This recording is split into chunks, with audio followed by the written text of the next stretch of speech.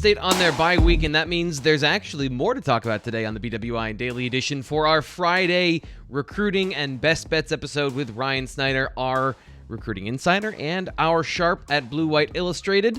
We'll get to all of the betting information later in the show, and we'll get into the sharpness of our sharp. But we'll start with some recruiting stuff because Ryan is headed out on the road this week. So, Ryan, first off, thanks for coming on the show. And where are you headed? Yeah, man. Well, I'm finally getting over a sickness. This week was terrible from that perspective, but getting back to health here. So I think I'm going to try and hit the road tonight. See Phil Picciotti, 3-star linebacker. I think he should be a 4-star with time. Just picked up a Notre Dame offer the other day, 6'3", 225 from Pennridge in Percassi. I think it's Percassi, PA. I think that's how you pronounce it. But look, and this is just someone who I've been projecting to Penn State for a while now. Visited 3 times since the summer. And, Pennridge is 4-3 right now, not guaranteed to make the playoffs. He's someone I really got to get out to see. They're playing a pretty good, is it Central Bucks East, I believe? I think they're 6-1. So this is a good challenge for him. Brent Pry is actually going to the school today. I'm not sure if he's going to be at the school tonight for the game. I hope he is. I'd like to say hi. But yeah, I mean, this is an important prospect for Penn State, and I would be upset with myself if I waited to the playoffs and then they don't make it. So that's kind of the mindset of why I need to get out to see him tonight. And this is a guy that we've talked about a couple of other guys in this class of 23, but Picciotti is a guy that has been either quietly or very loudly, because we've talked about a couple of times, rising up your rankings. What have you seen from him, I guess, so far, and how has Penn State prioritized him in this recruiting process? Yeah, just an aggressive SOB, man. That's the best way to put it. I mean, Yeah. he gets after it.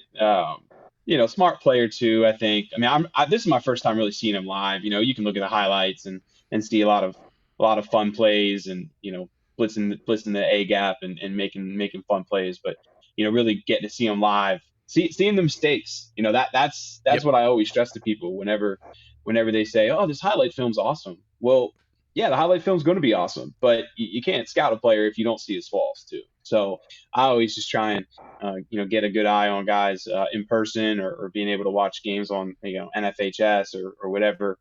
Wherever you get to watch full games, man, that's kind of my focus, what I like to do. So this is my first time really seeing him, but from what we've seen so far, he's a quality middle linebacker prospect, and looking forward to watching him play against a good team tonight in Central Bucks East. Yeah, smart and aggressive, and being big and physical help you show up pretty early in the recruiting process. And you're right, that is a guy that will pop off tape. So it'll be interesting to see what else there is to see. You have to give us a full report when you come back. So that's been your trip so far. You've taken a bunch so far this season, and we're getting towards the later stages of high school football especially Pennsylvania. Who stood out to you the most as the guy that you've been impressed with that you've seen in person, out of the guys that you've seen specifically in person? Yeah, that's a good question. I mean, I would probably lean towards KJ Winston. I went and saw him play Ematep Charter. I think that was second or third week of the season, and he just did a little bit of everything for DeMatha, and that's what really kind of impressed me. I mean, his play at safety was great. But he just made big plays all over the field for him, and he did it last week too. I wasn't at that game. Adam Friedman was there. I believe it was Gonzaga they beat, but just he can help in a lot of ways. Even I don't know if he'll play special teams at the next level, but just his overall game and just kind of how he impacts games, that kind of surprised me, I guess, or I didn't really realize that, I guess, going into it. So Winston, but then Nick Singleton last week, man, another 200+ yard rushing game, 4 touchdowns. I mean, we've been watching Nick all year. Those highlights are awesome. And, getting to see him in person, we get to see all those long runs all the time, but how he does on those, when he's got guys in front of him and he's got to drive and get yards, that's, what you don't see on those highlight films. So watching him in those situations and just how he reads. I mean, Nick Singleton, the only thing I think Nick Singleton can improve on really, and that I don't ever say this about high school guys, is just kind of being patient. He's let his power and his speed win so often in high school games. So just kind of, when he gets to the next level, letting blockers get in front of him and stuff like that. But man, aside from that, there's just not, I can't find any other flaws in this young man. He's Yeah. faster than I think I've ever realized. I mean, knew he was fast, but just seeing him in person and watching him get across, get out on the edge, nobody can touch him, and he can drive and get extra yards. So man, that was a fun. I would if I had to pick somebody, it would definitely probably be Nick last weekend. It was a good time, and shout out to Mr. Singleton. I had a good talk with him. He said he watches the podcast all the time. So Oh, I hope awesome. he's listening right now. Shout out Yeah. to Mr. Singleton. He's a great guy. We had fun chatting it up with him last weekend. So Nick's a good pick. KJ Winston. I mean, so Saunders too, the 2025 kid from McDevitt. I thought he played a really good game against LaSalle to start the year, especially his first freshman start. And now we're seeing LaSalle is maybe the best team in the state. They got upset last weekend, but I would put my money on them to beat anybody in 6A PA right now. And just some of those. I think you watched the film, T. Frank. I mean, some of those deep balls, you can kind of see the potential, man. Just Yeah. putting it right there on the spot. So, Yeah. that was impressive too. But I mean, we can go on and on. I mean, pretty much everybody I've seen has been playing well. But if I had to pick somebody, I'd probably lean towards Singleton. Yeah, and I was struck by how serious of a runner Nick Singleton was. Like you could Hmm. no nonsense on film, and you're right that power and that I want to run through contact. A lot of guys don't have that in their DNA, and Hmm. that's gonna be especially with his ability to break tackles and the speed. I mean, just take a look at the Penn State offense. That's what they've been missing so far this season. That is a huge benefit to have in a football player. He's underrated, right? Like we're all agreeing that Yeah, as a 4-star, obviously a high 4-star, but still like one of the most underrated players in the class, considering even how high his profile is. yeah. I mean, Rivals has him as the lowest of the three major sites. I think On3 has him as the number one running back in the country, and I believe 247 has him as if he's not number one, he's like number one or two or three. And then I think Rivals has him, right outside the top 100 overall. I forget his exact number. I think it's probably like five or so, something like that. So yeah, I mean, I think you can definitely make that case, and I know Adam Freeman was out to see him this year, was really impressed. I would not be shocked at all if he is moving up in Rivals' rankings with time. Yeah, I would agree that he's probably a little underrated right now in Rivals. Who's the guy that you've seen that you watched film of previously and this year has made the biggest development? Somebody that you thought needed to prove a little bit on tape and has done that this year for Penn State that they were looking at and that finally Hmm, confirmed those things. that's a good question. Maybe Winston. Yeah. Um, Was it more I, so that his ability to get to all parts of the field? Yeah, Or that's a good part of it. I mean, okay. I was impressed with. I mean, he's always been well against the run. I think maybe just kind of in pass coverage and his pursuit routes that Mm-hmm. that that really kind of stood out to me in the game I watched. Um, I mean, there hasn't been. I mean, I'm going out and seeing all these guys are committed for a reason, right? And Right. and and it's Right. it's usually that sophomore, junior film where you've seen that, and then when you're watching senior year, they're pretty much established. They're bigger and faster than everybody, so you don't see that jump. At least I don't think you do compared to a year or two ago. But I think maybe just maybe Winston's, like I said, pursuit routes. His he plays. He's smart in coverage. Sometimes I think in previous years he would kind of just focus on the quarterback more, and if he's playing a quality quarterback, he can let his eyes dictate where Singleton goes, and he doesn't Yeah. watch his peripherals as much. And then against Ematep, I didn't really see much of that at all. So that's probably where I would lean with that, but I'm not going to pretend that it was really a drastic jump or anything. There's Yeah. not really a guy that I'm like, oh wow, we have him as a whatever, a low 3-star, and he needs to be a quality 4-star. I will say, I mean, if there's a guy that really needs to move up, and I haven't seen him in person, but wide receiver Tyler Johnson, he Mm-hmm. puts up monster numbers all the time. And then just talking to Penn State sources who are watching they have access to all of his film, of course. That's one guy that they're constantly hitting on that we're kind of sleeping on as far as Rivals' rankings are concerned, and obviously all of his analytical numbers. Excuse me, I'm sitting on my mic there. 4.5. I think it was a 4.4 shuttle. I forget the shuttle number. I know it was his 40 was a 4.5 though. But just a lot of the numbers he put up. Also, his broad jump was really good too. I wish I had it in front of me, but that shows explosion. So just when you look at that, and then some of the stuff he's doing on the field, that's somebody that everybody's pounding me on that they think's being slept on a little bit. But as far as someone I've watched in person, I probably lean towards Winston a bit, but it's Mm-hmm. nothing drastic. Yeah, his leaping ability, especially in his junior film, his ability to high point the ball was Oh a yeah. huge thing. So, all that explosiveness, the broad jump, all that stuff, that definitely, it's always nice when that shows up on film, when you confirm it with the actual play. So you're not the only one on the road. James Franklin talked to No. us on Wednesday about where they were going. He was leaving right after practice when he was done speaking with the media and was going to several different high schools across the nation. So you've been keeping track of where all of the coaches Best and I assistant can. coaches have been going. Yeah, it is a laundry list would be like if a laundry list for the football team, not a laundry list Yeah. for you and me when we're done with our day's stuff. It is just, it's massive. So, can you give us some of the highlights of where some of the coaches are going, the important ones? They're all important, but like the critical ones and the coaches that are going places that are really important for Penn State this Yeah. weekend now that they don't have a game and they're out fully recruiting.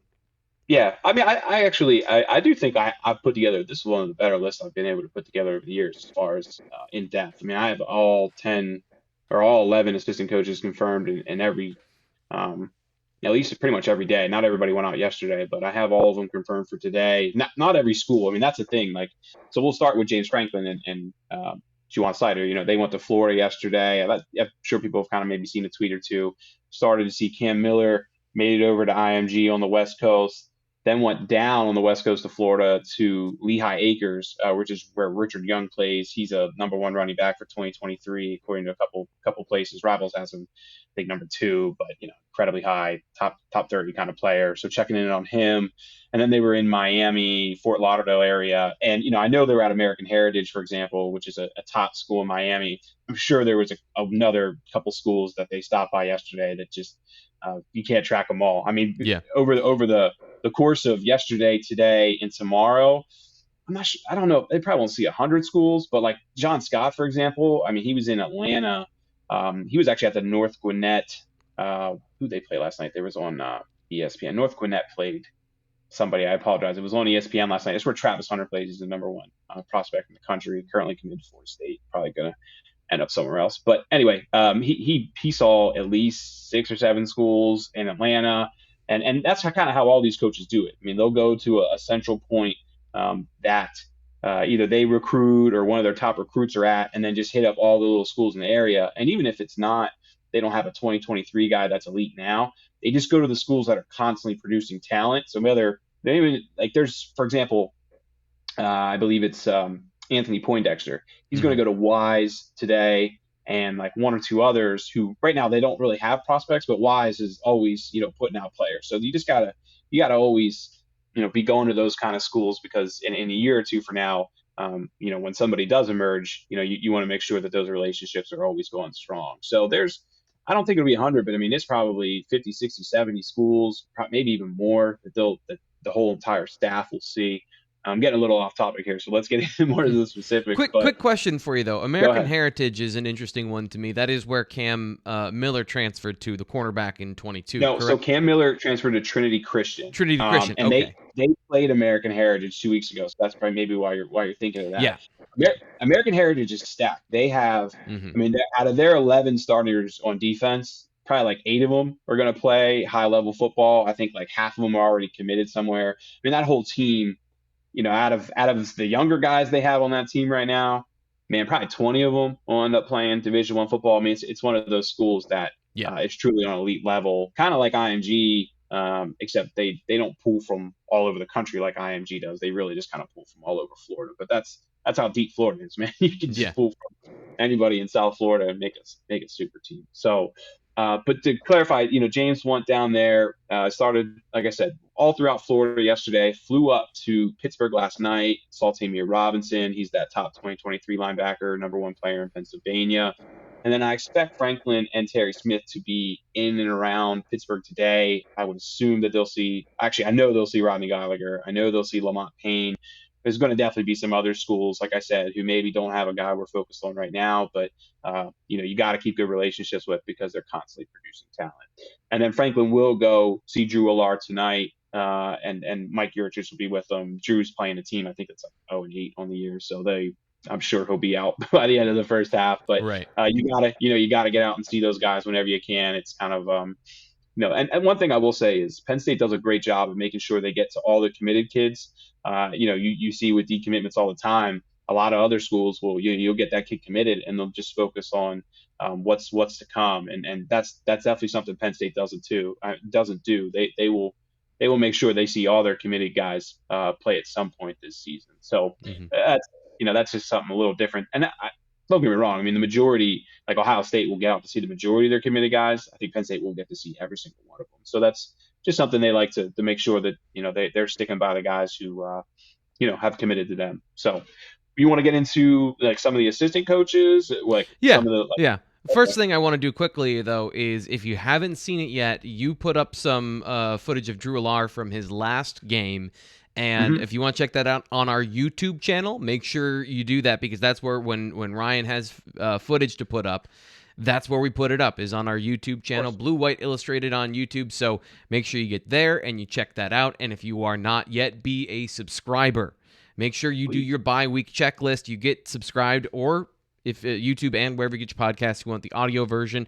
They're great for drives up to State College. So if you're coming up for a game, you want to download 5 episodes of the daily. That'll get you from wherever you're going. Because anywhere in the universe is 4 hours from State College. So you Yep, pretty download much. the podcasts, or you check out the YouTube channel. You watch it on the way up. Use your data. I'm not your data mom. You can do whatever you want with your data. But yeah, check it out. I thought he improved. There was some improvement in his footwork that I've been watching.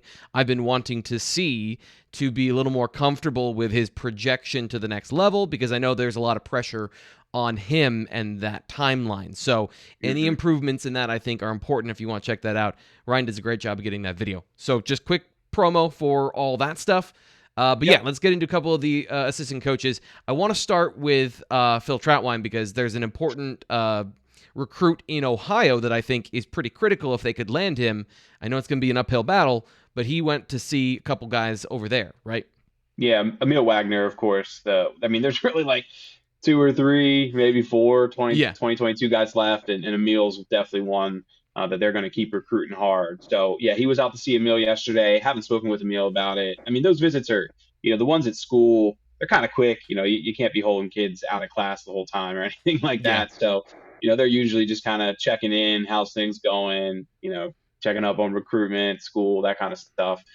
But it's just you got to make these visits, man. You got to show your face. So Trout was at that, well, was out at his school, and then he also went out to Findlay in Ohio to see Luke Yep. Montgomery, who is one of their top tackle prospects in the 2023 class as well. So now Troutwine's going to go see Malik McNeil tonight, or I'm actually not sure if he's going to see his game. I think he just went to the school maybe today, and then he'll be, I believe, in North Jersey tonight. There's a bunch of schools in North Jersey to see. Not exactly sure which game he's going to attend, but I know that'll be his general area. So to get a couple other guys real quick, Taylor Stubblefield was in Texas yesterday to see Omari Evans and Christian Driver. Of course, you got, like I said, we got to check up on all the committed guys. So that's kind of their plan. Then he did go to Jordan Allen's game last night. They played on a Thursday. So he went down to Texas, over to Louisiana to see Jordan Allen. And now Stubblefield's coming up to North Carolina to check up on some 2023 guys. Christian Hamilton's one of them. Dalen Smothers is one of them. Who am I missing there? Uh, Grant Tucker is a linebacker prospect in that area. There'll be a couple guys kind of in that Raleigh Charlotte region. I think it'll be more so in Charlotte because Ty Howe usually does Raleigh. I'm sure Ty will get down there at some point. Speaking of Ty, he was in the DMV area yesterday. Now, I believe he's going to go out and see Jerry Cross tonight. Jerry was kind of 50-50 on whether he's going to play. He's been fighting an ankle injury this year, so that's something we need to double check on. But the goal was for Ty to be in the DMV area yesterday, which he definitely was. And I believe he might be in and around Chicago before he goes to Milwaukee. This is like I can just go on and on here, man. Like Yeah. trying to track all these cities that they go to. It's fun. One guy I did miss. I keep hitting my mic here. I'm sorry. One guy I did miss on Taylor Stubblefield is I do believe he's going to go see Andre Green's game tomorrow, and that's Okay. another top 2022 wide receiver that they are trying to uh, get on campus for a visit. It's very much an uphill battle. I still kind of feel like North Carolina, Clemson, Georgia, they seem to be over here, and Penn State's kind of, fighting to get in that mix. But you got to show up to those games. You got to keep recruiting guys to the very end. So he will be there. And then who am I missing? Let's see here. I mentioned Brent Pry. He's going to see Phil Picciotti today at school. Where he goes tonight is kind of still up in the air. I do know he'll be in the Harrisburg area today. Bishop McDevitt, for example, Marquise Williams, Stone Saunders, Gabe Arena, they all have top prospects, so I would expect him to be there. Let's see, John Scott Jr., he's going to go see Zane Durant tonight. So, Zane's a guy who we know he went to UCF. Miami's still recruiting him hard. So I got to get out and see Zane tonight. And I think he's an important one, too. I know that there's been some consideration about him and some talk about him as far as still taking a couple of those recruiting visits. But I know it's a very deep class on the defensive line, but I think he's an important part because he's got so much flexibility and so much talent, obviously, 4-star, but the flexibility of positional abilities. That's an important one to keep in the class, I think. He's just a little ball of power. He's fun.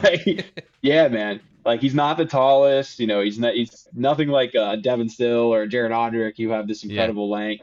But man, he is just his strength is really just kind of stands out when you watch his film. So they want to make sure they get him to sign. I never want to use the height comparison and the hype comparison, going, Drew Allar gets compared to Josh Allen because right now Josh Allen is everyone's favorite quarterback, so we're going to compare him to the best. But I think Ed Oliver, we're not going to go Aaron Donald, but Ed Oliver is a really good comparison for Zane Durant of a stout dude who's really strong and plays on the interior as a bit undersized. I think that's a fair comparison. Interesting. I haven't looked at that. Same thing, basically same body type, but without the undue expectation of being Aaron Donald. Yeah. I mean, Ed Oliver's a hell of a player too, man. Yeah. I mean, he was a 5-star coming out, so that's interesting. So, okay. Well, yeah, I mean, like I said, we've got a bunch confirmed up on the site. I can't get into all of them. We gotta keep many of them behind the paywall for our subscribers, but just know that these guys will be out into tomorrow. There'll be a handful of Saturday games. One thing I didn't mention, I will say, is James Franklin should be at the Good Counsel Gonzaga game tomorrow. Good Counsel has a handful of players. Gonzaga, of course, has Evan Link, who is arguably one of Penn State's top offensive tackle prospects, along with Luke Montgomery. Neo Avery's a top tight end prospect. He's at Gonzaga he's at Good Counsel, excuse me. And, even with Matthias Barnwell committed, even with Joey Schlafer committed, they're going to keep pushing. Or, excuse me, I see Joey Schlafer committed. Joey Schlafer interested in committing. He hasn't committed yet, but I think that's a matter of time.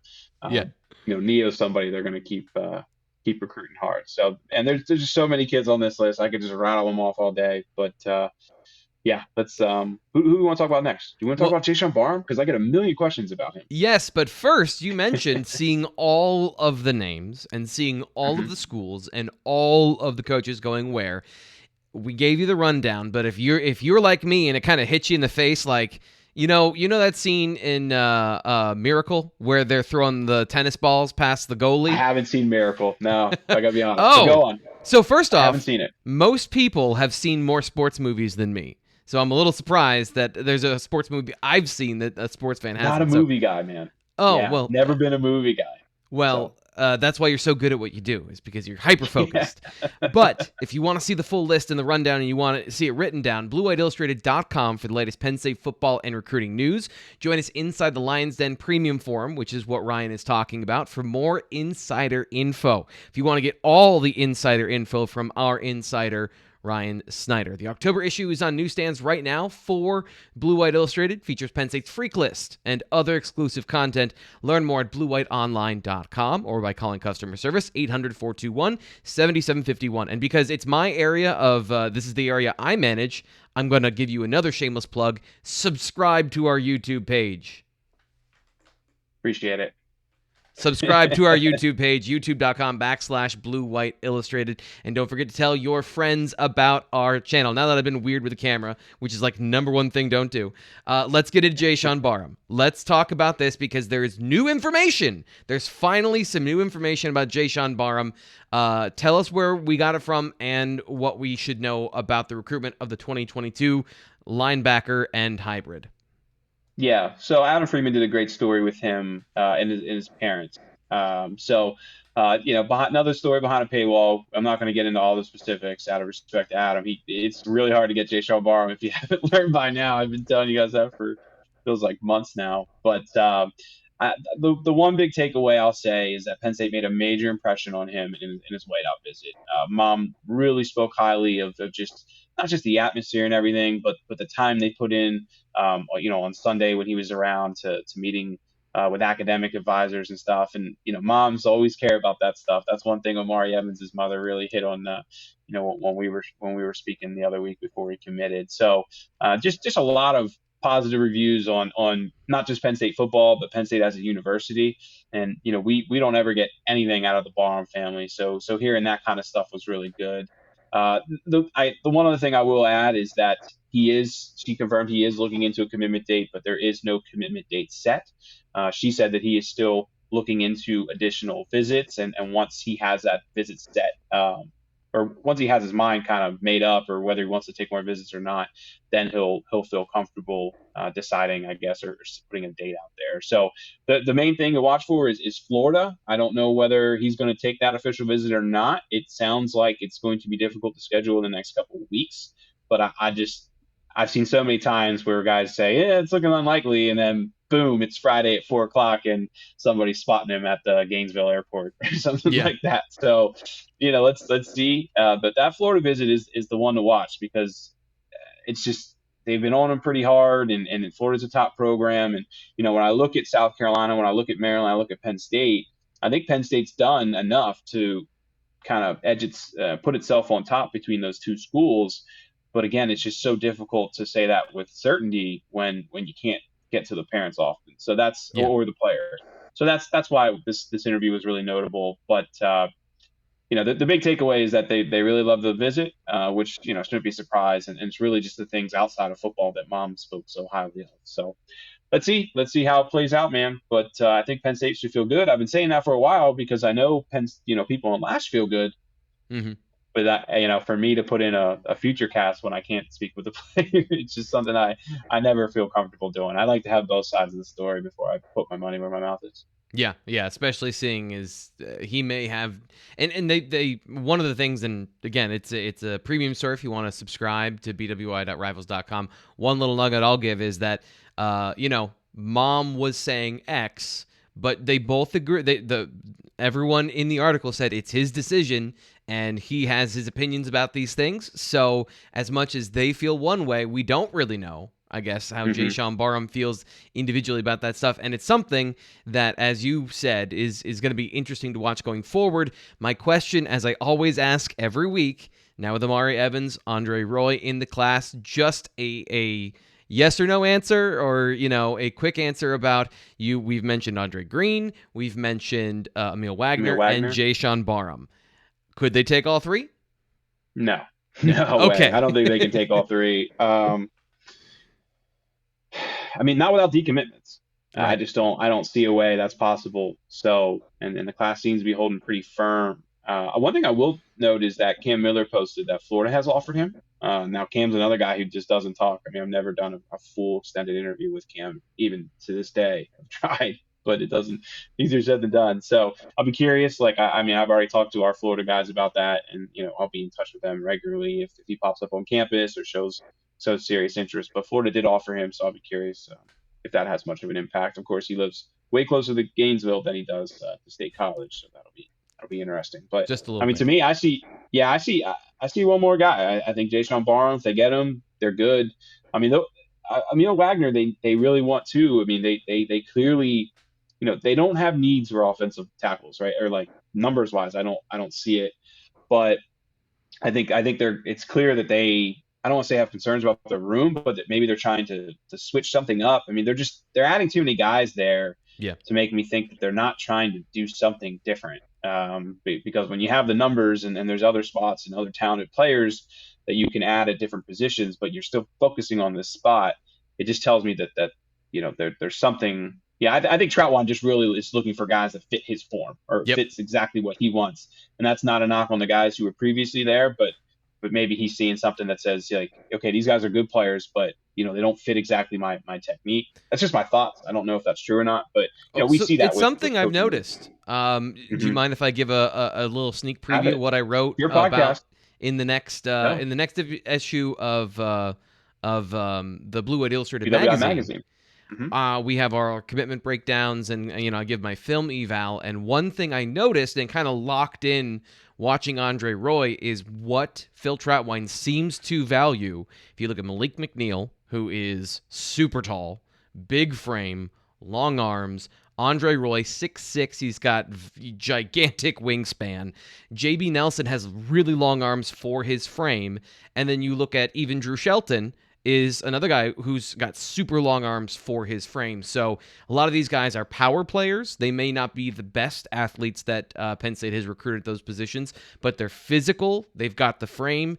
And I think both McNeil and Roy specifically have shown improvements in their technique, where that's something when I talked to Phil Trautwein, when we talked to him in the spring, of what are you looking for in a recruit? It's, can you learn? Can you do these things with technique? So I think that's what he's targeting is length, power, frame sort of combination, and then the technique side. He wants guys that are going to actually prove it on film that they can get better at those things. And I think that is a bit of a departure from what we've seen Penn State do, where for the most part they go for the athletic guys in the past. And I think that might be a bit of a change for Phil Trautwein going forward. So if you're worried about the Penn State running game, long-winded answer of what I've been trying to say for a while is I think we'll see it fixed, but it's going to take a while for Trautwein to get those players into the program. Whenever you have these coaching changes, and then with that comes a philosophy change.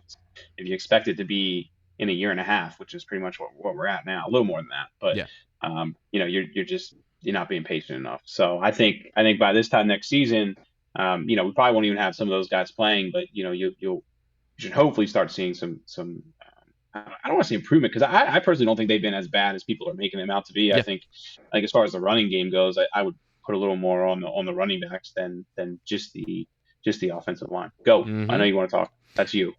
No, so that's exactly right. I did. I've written about it multiple times. Again, this is something I've discussed in depth on the message board with people, because it's something that everyone's concerned about, and there's a lot of different things at play, from the philosophy of the offense to what they were doing to win. And this is, again, something Mike Yurcich said is points are the most important thing. Explosive plays, running the football, everything is important, but the most important thing, however you can score points, score points. And with the bodies they have and the things that they've been able to do at the running back position, the tight end position, and the offensive line, it's something I've looked at it that right now everything's not totally meshing together. There's too many different skill sets, and everyone's not good at the same thing. So I think a unified vision going forward, which I do believe is what Phil Trautwein, who came from Boston College, and they ran some really good zone concepts at Boston College. Mm-hmm. And something that we have seen already from Mike Yurcich is he wants to incorporate more of the outside zone. I think those two are in lockstep of what they're going to do going forward. So that's going to be a part of, just making sure this unified vision going forward is able to come together. And those are the things right now that they're working through in this transition period. So it's just got to keep Mike Yurcich here. Right. That's the thing, it's they get so good, then can he become a head coach? So I don't know. Don't think I have some inside info here. I definitely but don't. It's a fair question. That's the problem, man. It's just so much rotation. Yep. Anytime you see a good offensive coordinator, somebody who proves it, especially if it's at a lower level and then it's confirmed at a place like Penn State, then there's always a program that wants that guy, because being able to coach quarterbacks and being able to produce offense, it doesn't matter what level of football, that is where you win. That's your biggest area, your biggest margin of victory. And he has proven at a couple big stops, though, too. I mean, yes. Obviously Ohio State was a little different with Day kind of running the show, but last year Texas offense was obviously excellent, and now he's doing it again. So he has a couple of those big stops too, not just what he did at Oklahoma State too. So anyway, are you ready for Ryan Snyder's best bets this week? Yeah, let's roll. And in keeping with tradition, I believe there is one that is not on the list today. So here we go. Uh, how the process works is I copy them from a text message that Ryan sends to me, and one of them was on the previous page instead of on the page I copied. So we are missing Oklahoma State Oh, at Texas, but we've got a that's really my fault. long list of schools. No, it's entirely my fault, as it usually is. So the one you don't see, Oklahoma State at Texas, they're Texas -4 in that game. Take us through the overview of what you're looking at today. Without Penn State on the list, we got a bunch of schools here. So what are we doing this week? Yeah. Well, I mean, I've been sitting at 2-3, picking 5 games every week. So we're just going all in, right? We're just going to pick, what is that? 7 games this week. We'll up the ante a bit, and it'll either be perfect or terrible, probably. I don't know, but I went into this week like not liking a ton of plays, and then as I dig a little bit more, there's more that I like. So yeah, but which one do you want to get into first? Do you want to just do Oklahoma State, Texas, and then we'll roll through the list? Let's roll through the line. So Oklahoma State at Texas. Texas putting up a lot of points, like they would under Steve Sarkisian. The record so far not great, but what are you looking at in this game? Yeah, we're gonna just, with so many games, we're gonna keep them kind of quick and right to the point. I just don't think Oklahoma State can keep up with this Texas team. Mm-hmm. Mike Gundy came out this week and basically flat out said this game can't become a shootout. And I'm yet to see anyone keep Texas from a shootout. I mean, Arkansas kind of did, but that was obviously early in the season too, in their first big away game. And just ever since then, I mean, this offense has been on a roll, averaging 44 points a game. Oklahoma State's, averaging down in the 20s. I think Oklahoma State's defense is put up good stats. If you look at them, they've done some good things, but Boise State's offense isn't very good. They played Kansas State's third string quarterback in that game.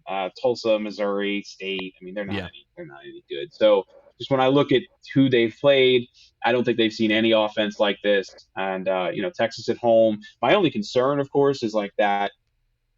Coming off the Red River shootout or rivalry, whatever it's called these days, but coming off, it's of always that a game, shootout. But yeah, it definitely is. That game was wild last week. Yeah. And whoever, if you had Oklahoma plus the points and with that final touchdown at the end, I feel terrible for you. So sorry that happened. I'm sure somebody here had that, but yeah, I'll lay the 4 here at home. In the years past, there's a new coaching staff now. I don't want to put too much stock into what we've seen after the Oklahoma game under previous regimes. So I just don't think Oklahoma. I think Oklahoma State has to score like 30 points for them to stick. I see Texas getting well into the 30s here, maybe even into the 40s. So give me Texas minus the 4. This is certainly a game that Penn State fans are going to be interested in now with Penn State on the bye week after everything that happened. Purdue at Iowa. At home in this game with 11 points. What are you looking at here? Yeah, give me Purdue. So I actually I put you 11, and I found 11.5 too. So I've already played Purdue personally at 11.5. Obviously, coming off that game last week, there has to be some sort of a letdown a little bit. They lost Riley Moss, one of their top cornerbacks. Iowa did, and David Bell has been a monster against Iowa over the years. So I think that's going to be a matchup that'll be very intriguing to watch. Purdue's defense is pretty good, man. They're allowing just 15 points per game. They haven't played this, elite schedule or anything like that. But I think this defense is pretty good. And by the way, Purdue's 3-1 against Iowa the last couple of years. So Jeff Brom has played Kirk Ferentz well, and Iowa just terrible when they are a double-digit favorite. I saw the stat. Wish I had it. I wish I wrote down that. Basically, Kirk Ferentz is like one of the worst coaches you can bet on when you're giving 10 points or more. They just don't cover in these spots. Because they run the ball 70% of the time. You can't get up that much in Power 5 football. You just can't. Yeah. So I like 11.5 here. I think it's just a bit of a letdown spot for Purdue, or a letdown spot for Iowa. Purdue getting over touchdown and field goal. I'll roll with the Boilermakers. So I also and one thing I was going to add is Aiden O'Connell, Jack Plummer, Purdue's quarterbacks. Jack Plummer's been excellent, not allowing turnovers. Aiden O'Connell's been playing a little bit more, but I'd personally like to see Jack Plummer just because he's been great at not allowing turnovers in this game. But either one, I think can keep Purdue in the game. So this is just one of those. I think Purdue will be in the mix until the fourth quarter. I don't know if they'll ever, have a big lead, but I don't see Iowa running away with this one with Petrus in that offense. So this is so I have not seen Purdue this year, but one thing I do know about that offense is that they are set up to throw the football. And as long as their offensive line can pass protect, and this would be my biggest question, is I don't know anything about the Purdue offensive line. If they can hold up, we saw what a competent quarterback can do to a zone defense with time and space. And if that happens, you're right. Bell is going to have a good game, and they're going to make a really good game of it. So the defense and the offensive line are the parts that are going to have to play well for Purdue. But the quarterback, the scheme, that's why they're set up so well to play against Iowa, is because they play in a modern type of football. Like, it's Purdue, but they are a threat because they get explosive plays. They've got good receivers. And anytime you go up against that, if you're that Iowa offense and you're not interested in playing big-time football and throwing the ball down the field and being more aggressive, then you're going to get into these situations where you don't win by double-digit points because you're set up to not do that. So we'll go on to the next one. We have Arizona State at my Utes, at the Utah Utes, coming off an upset of USC. I don't know if it's an upset when both teams aren't great, but Utah won, and they are not the name brand. So what are you looking at Arizona State getting a point on the road at Utah? Your wife's going to be upset with me, but yeah, I'm rolling with so I was anti Sun Devils for weeks now, right? I talked poorly on them against Colorado, took UCLA the other week, and I really watched that UCLA Arizona State game, and my opinion on Arizona State is changing quick. So I can admit when I'm wrong, and I'm going to try and take what I've learned and apply it here. So a couple simple things. One, I think Jaden Daniels is a better quarterback than Cam Rising. Cam Rising has played better in recent weeks, but I will put my chips in the Jaden Daniels corner. And then Arizona State's defense is playing pretty well too. They're stacking up. I mean, in the beginning of the year, I was not feeling it with them, but just the more I watched, watching them play UCLA the other week and DTR, they really forced some turnovers, made him look silly at times, and I think highly of DTR. So, and then one other thing is just Arizona State's running game is just kind of getting better and better every week. They're forcing quite a few explosive plays, and I just don't know if Utah can keep up with that. You would know better than me as far as their explosive plays, but I'm not seeing the stats that really match that so far. So yeah. Have you seen that? They've had like really. Well, first off, I've seen very little Utah because, like you, I'm working on Saturday and on Sunday, and they play at midnight most days, or they play at weird times. I think they played at 11 a.m. one time, and Penn State was playing at noon or 1. Interesting. But what we've seen, so Utah's offense is very Iowa-y, and even when they're good, when they had Zach Moss, they were very much. Power football. The one thing they will do is they will take more shots with play action. They have been more aggressive, and that's what won them that USC game. Is they were aggressive, threw the ball down the field. Charlie Brewer, the quarterback for Baylor, transferred there and then quit, I think, 2 weeks into the season. Yeah. So this is the other day.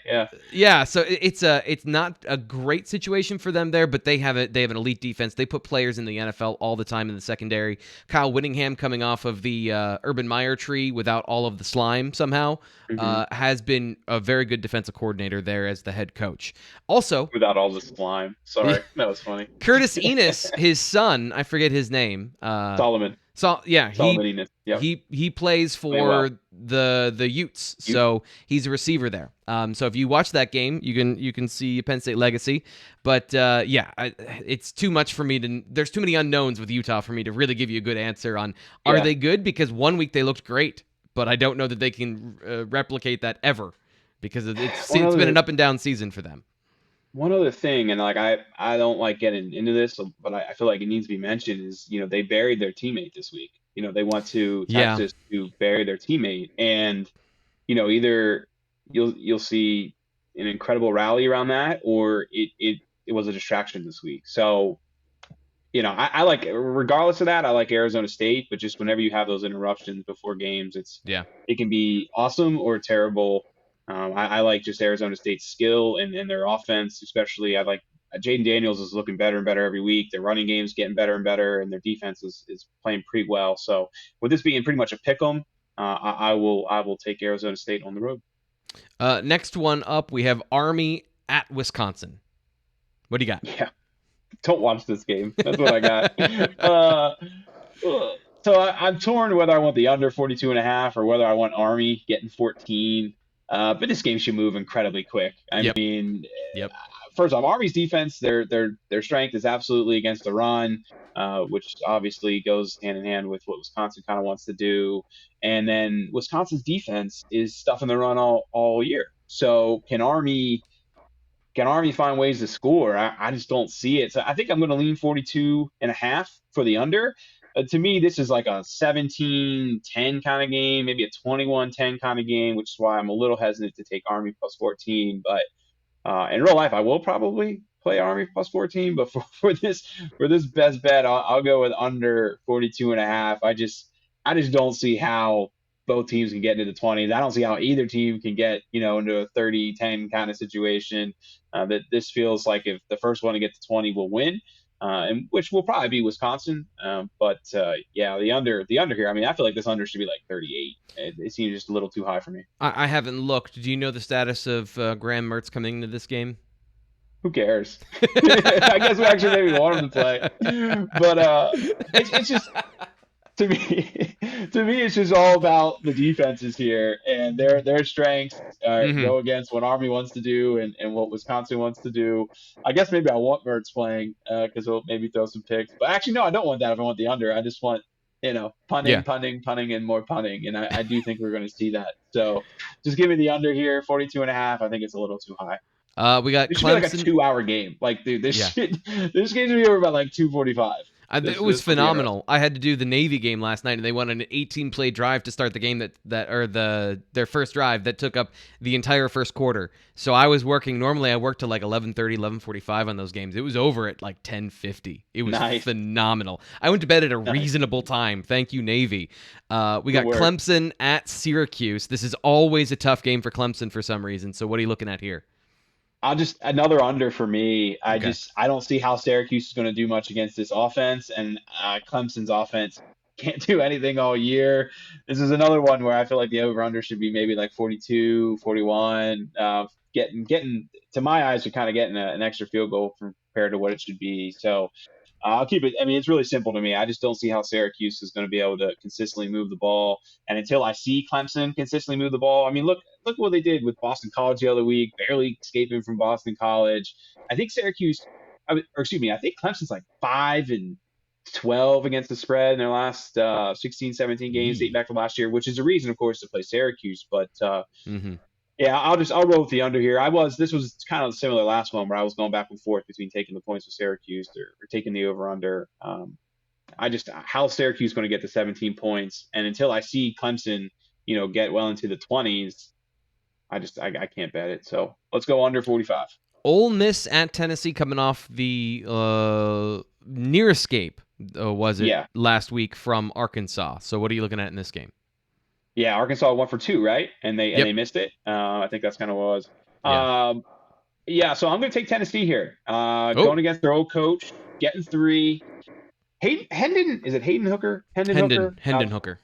Since they made that move at quarterback, Tennessee's a good team. Tennessee against South Carolina, I had them last week in our best bets, and man, that was easy. I mean, they romped through South Carolina. I think Lane coming back to Knoxville is going to have everybody pretty pumped up for this one. And it's going to be a high-scoring game, no doubt. But I just don't see how Ole Miss is going to stop Tennessee. And if I had to lean towards a defense right now, I would kind of lean towards Tennessee. So I'll take the 3 in this one. I would say this is maybe the game I'm least confident about, if that makes sense. But just the more I read and just people I follow, they seem to like the Vols here. So I will roll with the Vols too.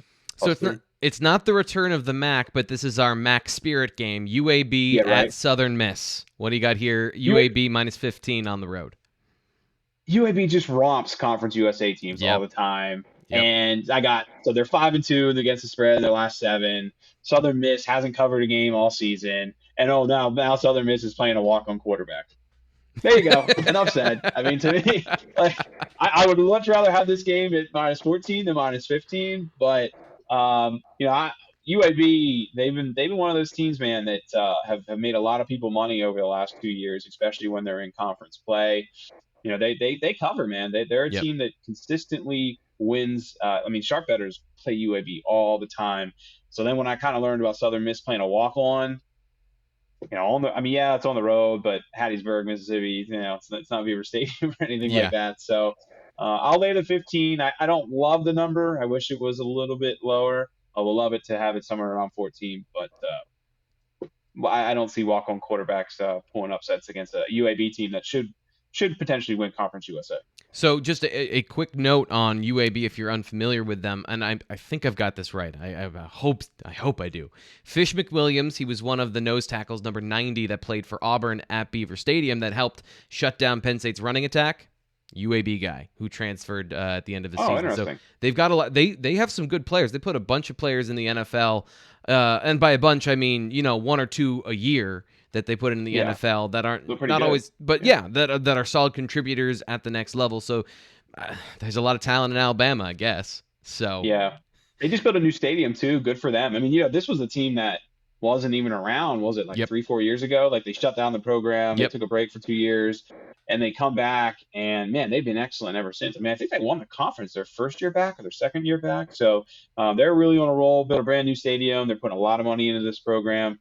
And that has nothing to do with this game, of course. But let's roll with the Blazers on this one. So 15's a bigger number, but I just don't see how Southern Miss is going to put up many points with this walk-on.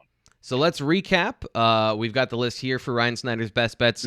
Also add in Oklahoma State at Texas. Yeah. Texas -4 on this list because, as always, I'm just going to omit one every week now because I've been doing it, so make it intentional. But here we go. Well, Since you've been doing that, though, I'm 2-3 like every week. So, maybe you're the jinx, Frank. No, I'm just kidding. Probably. That wouldn't surprise blame me. And I think it's actually more just my workload, and I'm not being able to put as much time as this as I envisioned at the beginning of the year. But let's get right into it.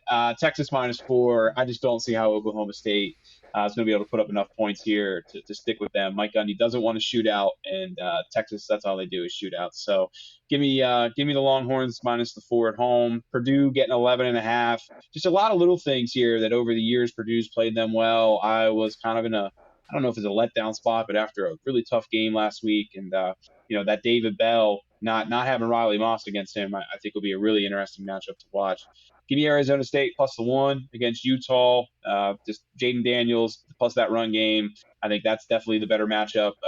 I know you like Utah's defense, but I'll roll with Arizona State here, and their defense is playing pretty well too. So Army, Wisconsin, don't watch this game. Just bet the under. Clemson, Syracuse. It's on Friday night, so I guess you can watch this game. I won't be. I'll be watching Phil Picciotti, but it should be another under in that one. Tennessee, like I said, I'm just paying attention to what some other people think, and they're taking the Vols +3, so I'm gonna trust some people that I trust, I guess is the best way to put it, and we'll go with Tennessee at home, and then UAB -15 versus backup quarterback. UAB makes a lot of people money. Hopefully they'll do it this weekend for me. And that is our list today for Ryan Snyder's best bets. That'll do it for this week on the BWI Daily Edition. Ryan, thanks so much for coming on the show. Now get over to Philly and get to work, okay? Enough horsing around. I'm excited to see this kid, man. He's a great kid. Should be a Nittany line here in the months ahead. Should be exciting. We'll be expecting a full report next week on that, and we'll be excited to talk about it on the BWI Daily Edition next Friday when Ryan returns. And, of course, you can hear him on the Penn State football and recruiting podcast. I think that's what Greg calls it. Yeah. Penn State, BWI. I don't know. It's just the recruiting podcast. We'll figure it out. I missed about 6 words in that title for sure, but I know that it is that's the gist of it. Football and recruiting podcast with Greg Pickle and Ryan Snyder. So make sure you subscribe to that wherever you get your podcasts and to here on YouTube. I'm your host, Thomas Frank Carr. We will be back. This weekend we're off. No live shows, but we'll be back on Monday for the BWI Daily Edition. We'll talk to you then.